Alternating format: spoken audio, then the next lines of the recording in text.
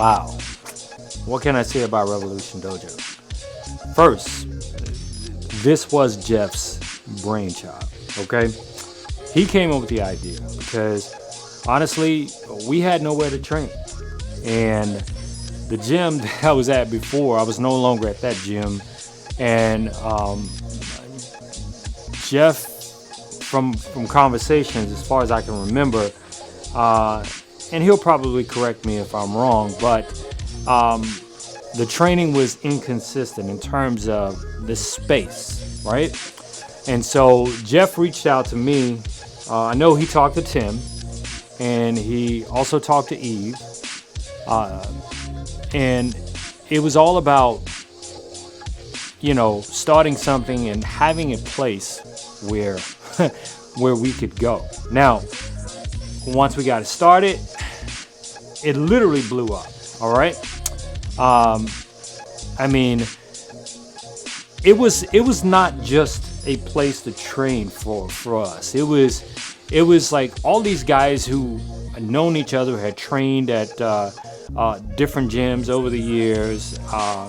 Jeff and I trained together a lot, but Eves and I hadn't trained. Well, we started training together at Patumwadi when he came to that gym, and of course, Tim actually came to that gym too, which was owned by Saul Solis, godfather of MMA in Texas, right?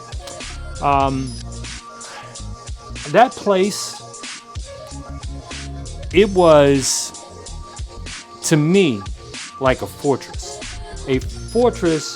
that was forged in sweat, forged in blood, forged in tears sometimes, forged in disagreements, forged in a brotherhood like no other, right?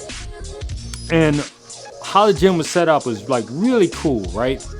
On one side, it was primarily Jeff teaching jiu-jitsu, and on my side, I was teaching Thai boxing. And shortly after the gym opened, Eves, he moved. I think he moved to Austin, and Tim got married. Okay, Tim moved to Louisiana. He got married, so it was just Jeff and I, right?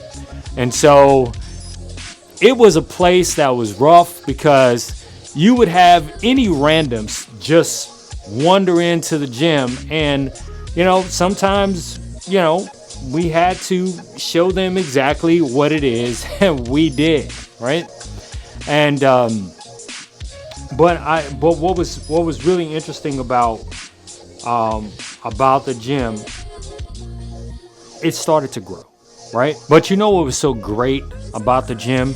Each person that taught at the gym, whether it was Judo Brian, whether Jeff or myself or Lewis Woods, who was a professional boxer that would come in, or even when Eves would come back and train, or when Tim would come down, or when Tim was here, we all did our own thing. We all had a special skill set that helped our students progress.